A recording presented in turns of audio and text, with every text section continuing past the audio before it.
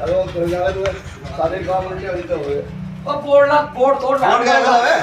ओ board ओ पिछला दिख रहा? तो कढ़ाई रख के तेल डाल दो ओए बंद कर जाओ। वो देख रहा हूं ये पाया भी है बस साबुत धनिया अरे इनका कत्तरी और ये कपड़ा कपड़ा जला चूतिया